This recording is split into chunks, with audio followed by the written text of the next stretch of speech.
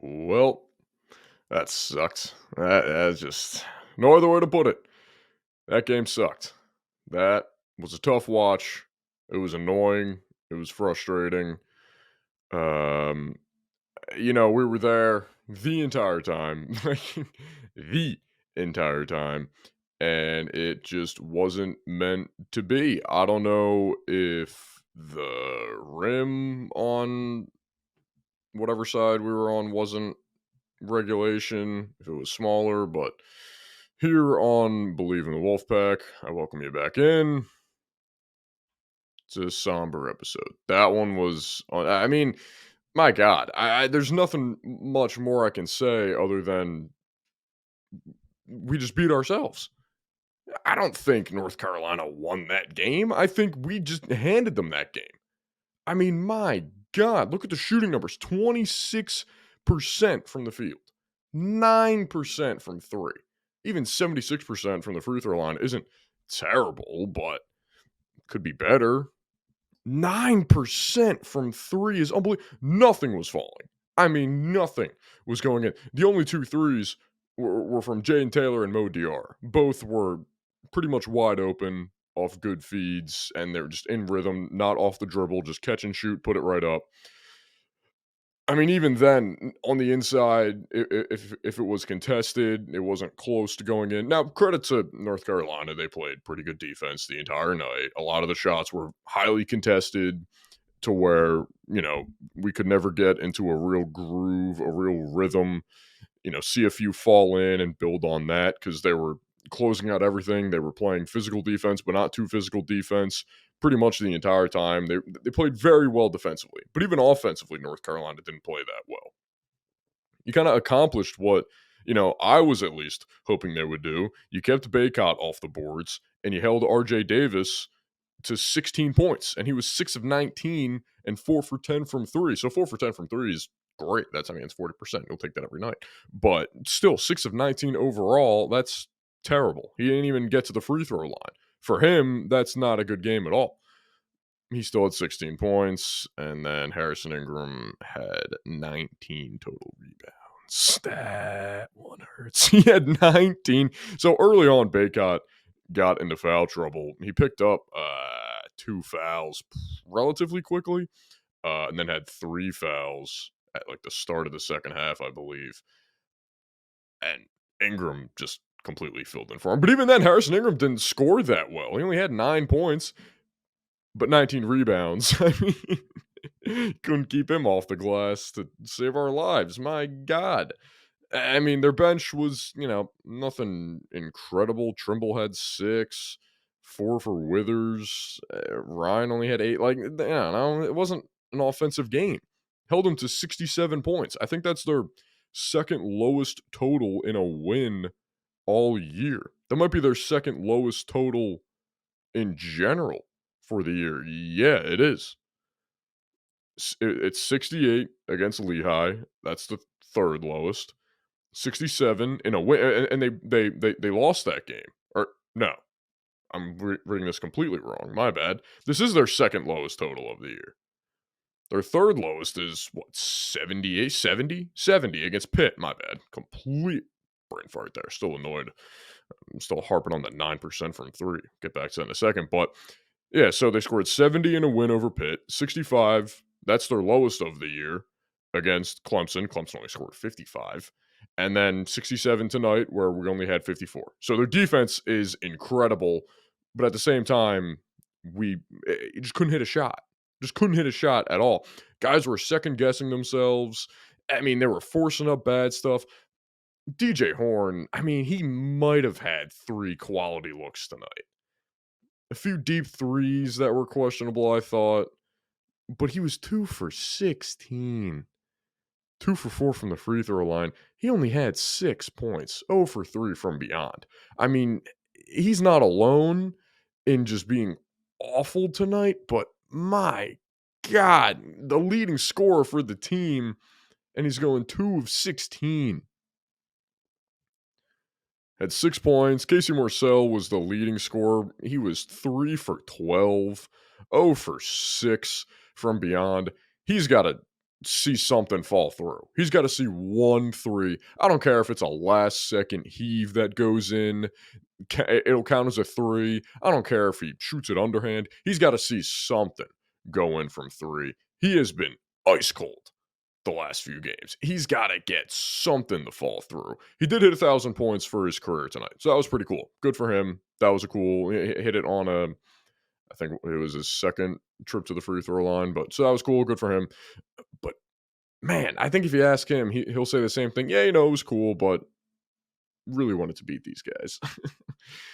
And 0 for 6 from beyond is just terrible. Only one made 3 from the starters, and it was from Jaden Taylor. Jaden Taylor, not many good looks. No one on the team had many great looks. The one guy who I thought had, the best looks tonight was DJ Burns, and he completely smoked a few layups. There was, I think, both of them were in the second half. Just a little lefty, you're right there, open. Like for him, they were wide open. Tried to flip it up, nothing. Rims out, rolls around the rim, pops out. He only had 2 rebounds tonight. He was getting killed on the glass. I mean, he was, like I said, Ingram just dominated. He had 19 of his team's 50 rebounds. DJ Horn had 10 rebounds for us, so that's not bad. Offensive rebounds are pretty much the same. We had 1 more than them, but I mean, the shooting wasn't there all night. I mean, the first 3, what were we? 0 for 12, 0 for 11. The first 3 came early-ish in the second half. Went into halftime down 2, and then you end up losing by 13. And they pulled away in the end. They kind of just played tough defense, forced us to take bad looks. And we really, there were times it was early in the shot clock where, in the moment, you're kind of thinking to yourself, you look at that shot and you go over that Patrick Ewing clip in your head of like, why would you take that shot? Have you ever shot that shot? And you kind of look at it and you're thinking that was terrible. But then at the same time, it's like, all right, well, none of the shots have been that great tonight. Why not? It's, oh my God, it was such a disheartening game coming into this, especially after the last few nights of college basketball with every top team losing. Last night, you had Purdue losing to Nebraska, got crushed by Nebraska 88-72. Iowa State beat Houston 57-53. Just tonight, Tennessee lost to Mississippi State. Virginia Tech beat Clemson. That's not a huge upset, but it's still an upset. Unranked Texas Tech beating number 21 Clemson. And then I just had, I know, Kansas lost to UCF 65-60. UCF is 10-4 on the year now and 1-1 in the Big 12. This is their first win in the Big 12. And they beat Kansas, beat number 3 Kansas. So if you're a top team, this isn't the worst week for you to lose, for you to drop a game. But if you are North Carolina, if you are UConn, who is actually playing right now, they have, as I'm recording this, they have a 12-point lead against Xavier with only 3 minutes left. They should be okay. If you're UConn, if you're Kentucky, this is the perfect week for you to win. So I think, obviously there's always an emphasis to win your conference games, but maybe for North Carolina, this was, this game had much more of an emphasis put on it because of 2 top teams losing the night before, and even more so now with the top teams losing tonight. North Carolina is going to jump to top 5 easily. Kentucky's going to be top 5. UConn will maybe be the new number 1. I don't know how it's going to be with literally all the top 3 teams losing. I don't know how much movement there's going to be, but UConn's going to be top 3. They'll jump up at least a spot. With Tennessee losing, North Carolina is going to jump them. It's going to be a ton of movement in the next week. And even then, this Saturday, I think it is, North Carolina plays Syracuse at home again. So maybe that's a game that they'll drop and get upset. But I don't know. Especially after tonight where they didn't shoot particularly well. They shot 38% from the field and 31% from 3. They were 7-22 from 3. That's not great. That's not fantastic. That's, below average. They shot 60% from the free throw line. That's not great. That's not great at all. And they still win by 13 because they just suffocated us. They just kind of waited and waited and waited and waited. And then it was right around that 7-6 minute mark where I'm thinking to myself, all right, if we go on a run now, that would suck because we were already down like 8 and it was just not looking great. But it was such a moment where we would go on a run and then cut it to like a 1-2 point lead again and then lose. But no, they just suffocated and waited and waited and waited and waited, kind of like a siege. Just waited, surrounded, waited, and then just killed. Like it was just the last few minutes were tough to watch.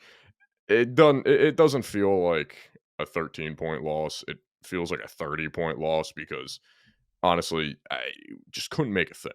Only 18 made field goals. 18 made 9% from 3. I mean, my God.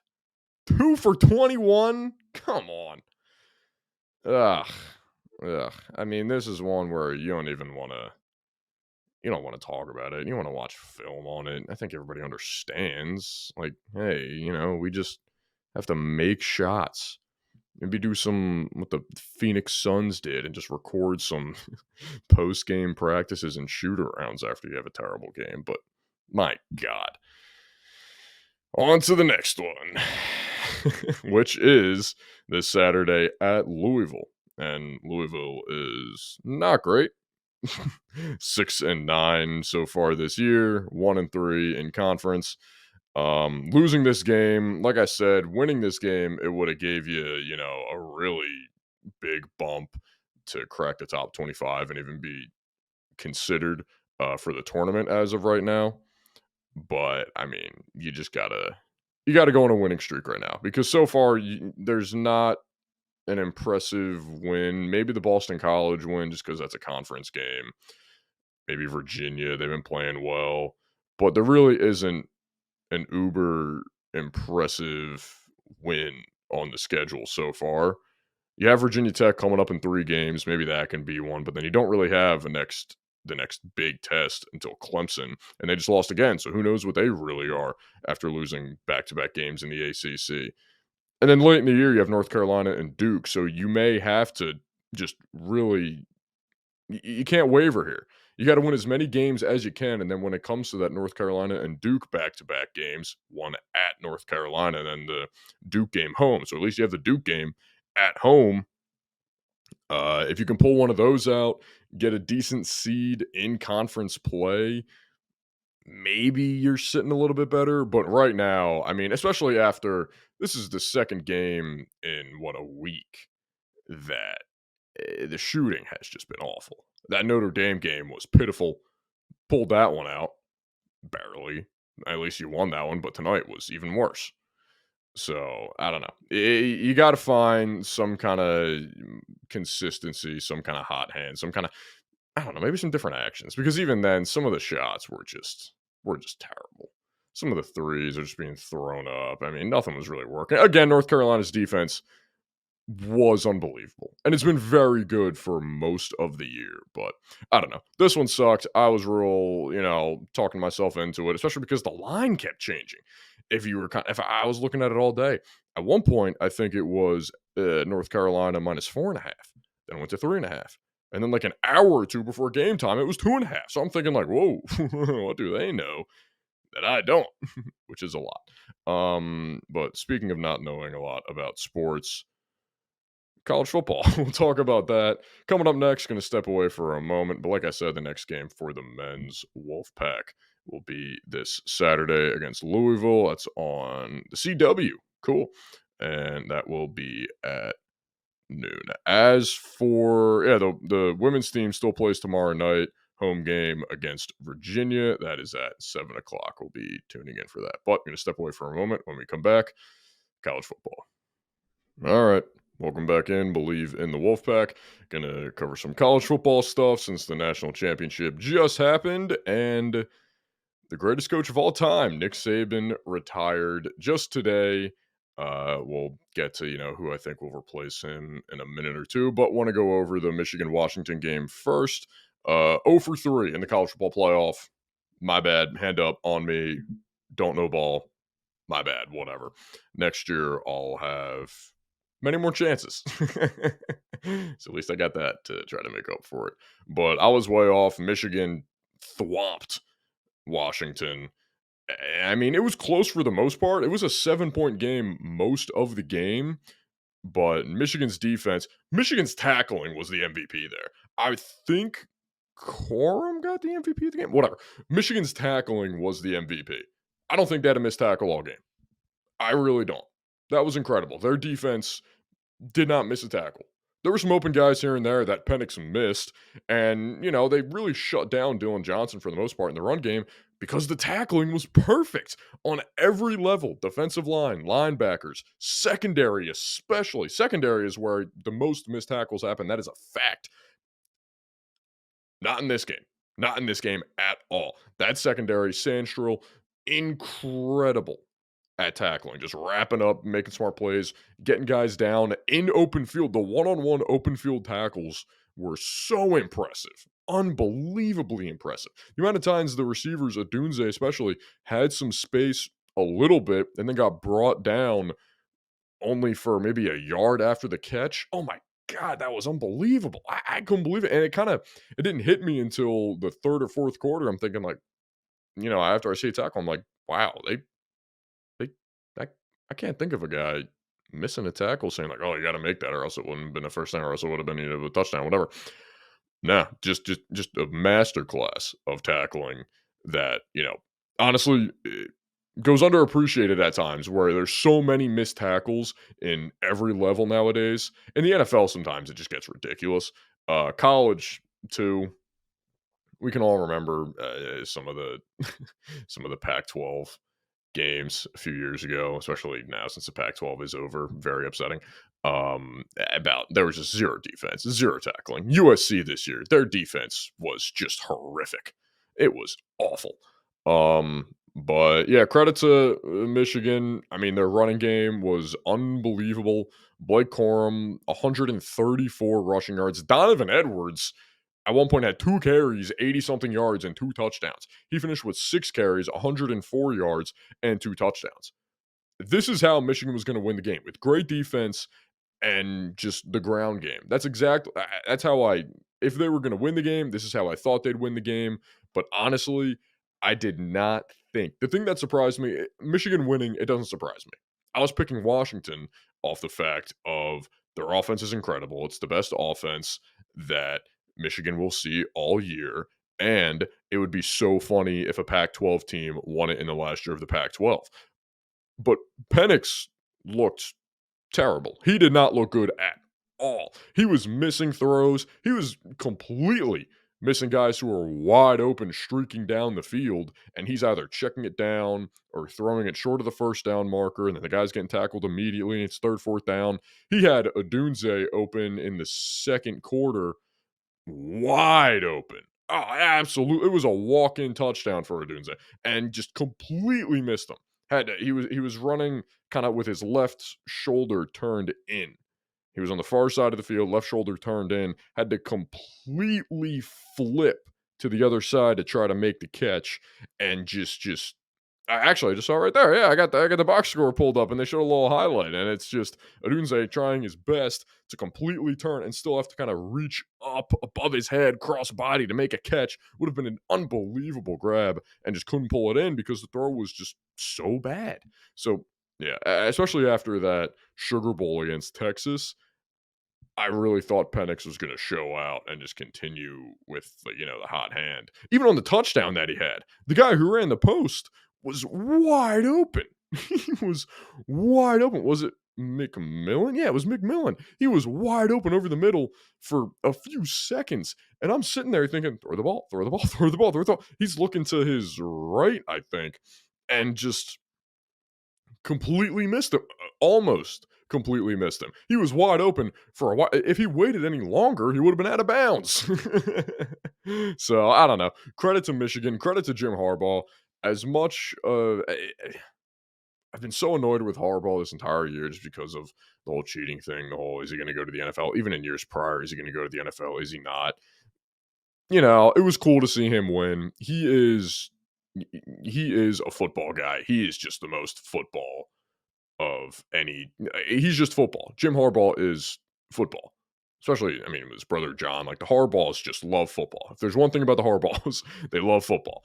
So it was cool to see him kind of get that, and he was so happy. He had the shades on, the Cartier glasses on. That was pretty cool. He's 1000% going to the NFL now. If he lost, I would have said there's a 100% chance. There is a 1000% chance he's going to the NFL. What more does he have to do? He won a national championship with Michigan where they were undefeated. Is there, possibly a very tiny asterisk because of the cheating? Maybe. But not to him, and not to Michigan, not to the state of Michigan, who isn't a Michigan State fan. So good for him, good for Harbaugh. It was cool to see in the end. And honestly, this is one of those games where I kind of look at it, and like I said, I'm not surprised Michigan won. And if anything, I'm kind of kicking myself for not picking Michigan because what am I doing?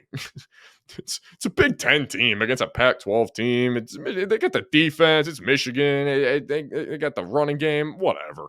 Hindsight's 2020. I don't care. The one thing that I will not stand for though is anybody saying that this is the greatest team of all time. No. No. Stop that. No. It's not beating 2019 LSU. It's not even beating 2020 Bama.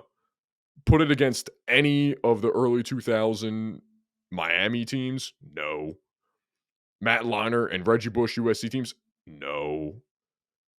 Vince Young's Texas team? No. The Tim Tebow not Florida State. Tim Tebow Florida teams? No. Actually, even with some of the Jameis Winston Florida State teams, those teams were incredible. So I'm pumping the brakes on the greatest team of all time. I don't know where. I mean, there's so many that can be considered for it. But the top two, even just in recent memory, we may have the two greatest college football teams of all time just from the last few years. 2019 LSU is still number one for me. And honestly, 2020 Bama, not far off. Undefeated, unbelievable amount of talent, nearly the same amount of talent that the LSU team had. And if anything, they were missing Jalen Waddle because he blew out his leg in like the first game of the year on a kick return, I think. So they only had Devontae Smith, who put up the greatest season of any wide receiver in college football ever. Only. But yeah, they destroyed Ohio State in the national championship too. So I mean, I got to put that team over. I got to put LSU. I got to put the Miami teams, even the USC teams, Tim Tebow's Florida team. Like I got to put. I mean, even some of the Peyton Manning Tennessee teams were unbelievable. But whatever. I'm not getting into the whole if they're top 10 or not because they're not. They're not. It's simple. But speaking of some of the greatest teams of all time and the head coach who has coached some of these incredible teams, Nick Saban, who retired earlier today. I actually saw a tweet from this one account. It was just going through all the message boards on Reddit of college football teams, and someone said how Saban called a staff-only meeting earlier today, and people were speculating if it was going to be his retirement. And I'm thinking like, I don't know, maybe it's just an official end of the year thing. Maybe, who knows what it could be. No, it was his retirement. It was announced not too long after Pete Carroll and the Seahawks parted ways. Actually, no. There is no chance. There is zero chance Pete Carroll and the Seahawks parted ways. If you haven't seen Pete Carroll's press conference so I'm recording this today, January 10th. If you haven't seen his press conference from January 10th, after he was announced as, stepping down or parting ways or taking a different role with the team, whatever, that is a man who got fired. That is a man who wanted to keep coaching. That is a man who wanted to come back for another year with Geno Smith, DK Metcalf, Tariq Woolen, all those guys. He wanted to come back at least another year to coach. There is no chance that he agreed. There is zero chance. He was absolutely fired, forced to say that, parted ways, whatever. I imagine that the Seahawks just didn't want to make a fool of themselves and say, hey, we fired the greatest coach in our team's history who won us a Super Bowl because he's getting old and there's a million great coaches available right now. So we're just going to say we parted ways and that he's going to, take on a role as a front office member. Like, no, no, no. Who did that Brad Stevens did that with the Celtics. That's actually kind of working out for him. He's been pretty good. But Brad Stevens did that, and he's not even that old. He was just coaching Butler.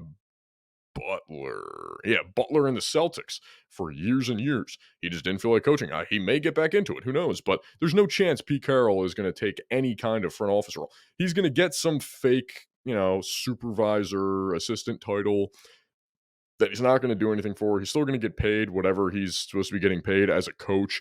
And then next year, he's going to be back in the coaching carousel. They're just going to keep him out a year because they don't want anybody to poach him.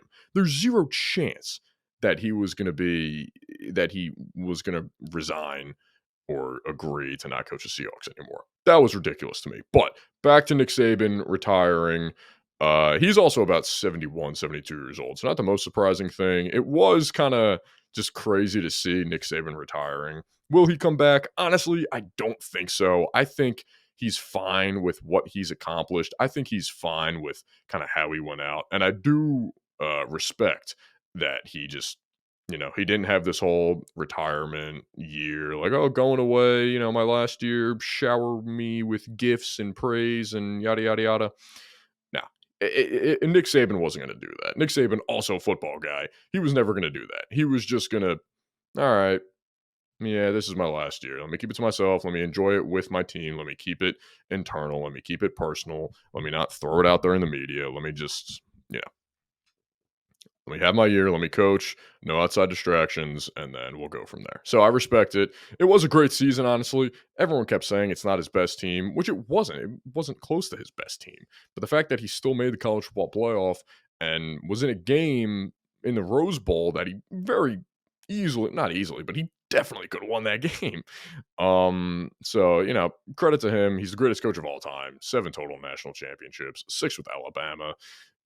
Him just being at Alabama for these last 20 some, maybe not 20 years, 15 years, whatever, for these last 15-ish years is going to pretty much make Alabama at least now a top 10 team for the next 5-10 years, just because it's going to be, oh, it's Alabama. Remember when, these guys were here. Remember when Julio Jones was there, Devontae Smith, Calvin Ridley, Derrick Henry, Mark Ingram. Remember, and all those guys were there. Like, those names are remembered forever in college football. That's all because of Nick Saban. So whoever they get next, which is to my next point, it's looking like it's going to be Dan Lanning. Early on, usually I go, whoever the first name is, and they're interested in this guy, they want to talk to this guy.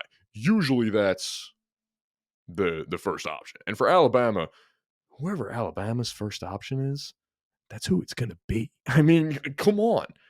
The only coach in the country that would maybe say no to Alabama is Kirby Smart. And even then, I don't know if he would. He would probably say yes. They just put more money into football. It is what it is. But right now it's looking like Dan Lanning, James Franklin, Mike Norvell, Dabo Swinney, Lane Kiffin. I think Lane Kiffin is the second most likely option. I think it's Dan Lanning just because, you make that Oregon to Alabama jump. He made Oregon incredible this year and has been a great coach. I think he's their first option, and he'll probably end up, being the head coach at Alabama. He has a $20 million buyout. I'm looking at the buyouts right now for the coaches. Dabo Swinney, don't think that would go over well at all. I think I saw a video of a little chant going on outside of somewhere in Alabama saying, don't hire Dabo or something. We don't want Dabo, whatever. I don't think that would go well at all. I agree with the students. James Franklin, don't think he's a good coach. Honestly, really hasn't accomplished much with Penn State. He'll stay with Penn State next year. They'll probably be top 12. They'll probably make the college football playoff. It'll be a big deal because it'll say our first college football playoff appearance, and then they'll lose to Georgia or Oklahoma by a million. Maybe not Oklahoma, but Georgia or Alabama by a million. So whatever. Mike Norvell could be interesting. I don't think so, but Dan Lanning and Lane Kiffin, make the most sense. And again, neither of those guys. Just because Lane Kiffin's at Ole Miss, he's not turning down the Alabama job. Dan Lanning's not turning down the Alabama job. It's a much better opportunity than Oregon. And this Alabama fan that I'm looking at, I actually stopped on Twitter because of what I saw. He says, you write a blank check for any one of those guys and the dynasty rolls on. He says, Dan Lanning, Lane Kiffin, Steve Sarkisian. Okay, those three. Perfectly reasonable. I get it. Dan Lanning, Lane Kiffin. Yeah, I said that. Steve Sarkisian. Yeah, Texas head coach coming to the SEC next year. That makes sense. Maybe he just goes to Alabama, better program, whatever. The fourth guy, he said, NFL head coach, currently in the playoffs, possibly the coach of the year with the Texans, DeMeco Ryans. I'm sorry. Listen, I get it. He went to Alabama. He was incredible at Alabama. There is not a chance in the world DeMeco Ryans leaves the Texans, who got to the playoffs in his first year there with a rookie quarterback in CJ Stroud and maybe already one of the best defensive players in the league with Will Anderson Jr. There is not a chance. I saw that. I stopped. My eyes nearly fell out of my head. I said, "What?" Oh my god! I couldn't believe it. Like, what are you thinking? I get it. You think Alabama is the mountaintop of football, of any level of football, but I love college football. College football is incredible.